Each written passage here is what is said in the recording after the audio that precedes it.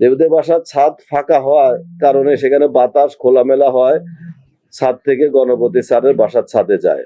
গণপতি স্যারের বাসার চারদিকে, ছাদের চারদিকে হাফ ওয়াল রয়েছে, যার ফলে বাইরে থেকে দেখা যায় না। আসামে এই স্বীকারোক্তি দিয়েছে। এখানে আপনাদের প্রশ্ন ছিল যে কেন দেবুদের বাসা থেকে ওই বাসার ছাদে গিয়েছিল। এর কারণ হলো দেবুদের বাসার ছাদ ফাঁকা, সেখানে বাতাস আছে। ইয়াবা সেবনের ক্ষেত্রে যে ধোঁয়া টুয়া তৈরি হয় সেটা বাতাসে না থাকলে তাদের জন্য সুবিধা হয়। মিনিস্টার মাথা ঠান্ডা অফার, মাসিক কিস্তিতে 1.5 টন এসি মাত্র 3,999 টাকা ও 2 টন এসি 4,999 টাকায় পাওয়া যাচ্ছে মিনিস্টার শোরুমে। আর গণপতি স্যারের বাসার ছাদে ওয়াল রয়েছে, সেই ওয়ালের থাকায় বাইরে থেকে দেখা যায় না। স্যারের বাসার ছাদে এরা পানির ট্যাঙ্কির আড়ালে বসে ইয়াবা সেবন করতে থাকলে তারা খেয়াল করে না, ভোরের আলো ফুটে যায়। সেই রাতে তারা দুইজনে 8টা ইয়াবা সেবন করে। এটা সিদ্ধার্থের জবানবন্দিতে। জীবনে কখনো তারা এত বেশি ইয়াবা সেবন করে নাই, সর্বোচ্চ 2টা ইয়াবা একসাথে সেবন করেছিল। সকালে গণপতি স্যার ছাদে হাঁটতে এসে তাদের দেখে ফেলে ধমক দেয় এবং জোরে জোরে বলে, তোরা এত সকালে এখানে কি করিস? তখন তাদের মাথা কাজ করছিল না। তারা মান সম্মানের ভয়ে গলায় গামছা পেঁচিয়ে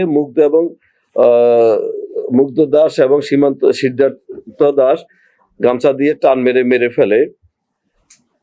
এই যে এটা আমরা পরবর্তীতে আমরা মেডিকেল থেকে যে রিপোর্ট পেয়েছি, সেটার ময়নাতদন্তের রিপোর্টে সেখানেও চলে আসছে যে এটা অ্যাসফিক্সিয়া বা শ্বাসরোধ কারণে হত্যা, অর্থাৎ এই বক্তব্যের সাথে মেডিকেলের যে রিপোর্ট সেটা মিলে গিয়েছে। তখন স্যারের দেহ টিন দিয়ে ঢেকে রেখে পালিয়ে যাওয়ার সময় সম্ভবত স্যারের স্ত্রী এবং মেয়ে শব্দ শুনে ছাদে চলে আসে। তাদের দেখে চিল্লাতে লাগলে মুগ্ধের হাতে স্যারের গামছা ছিল, সেই গামছা দিয়ে স্যারের স্ত্রীর গলা চিপে ধরে, আর সিদ্ধার্থ দাস স্যারের মেয়ের গলা চিপে ধরে।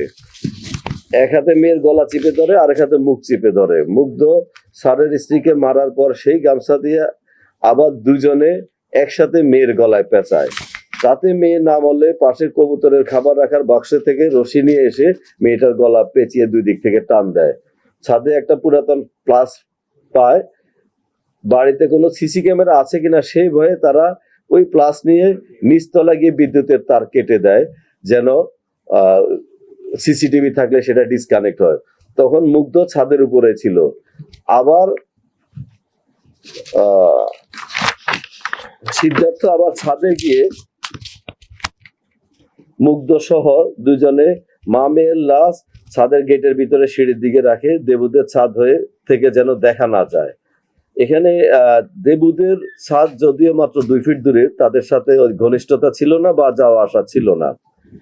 তারপর দুজনে স্যারের রুমে ঢুকার পর দেখে বাচ্চাটা ঘুম থেকে উঠছে। বাচ্চাটা সিদ্ধার্থকে দেখে বলে, সিদ্ধার্থ দাদা তুমি এখানে কেন? সেই রুমের পাশেই দেবুদের বাসা ছিল। দেবুদের বাসার কেউ শব্দ শুনে টের পেয়ে যায় কিনা এই ভয়ে বাচ্চাটাকে তারা কাপড় দিয়ে গলা পেঁচিয়ে মেরে ফেলে।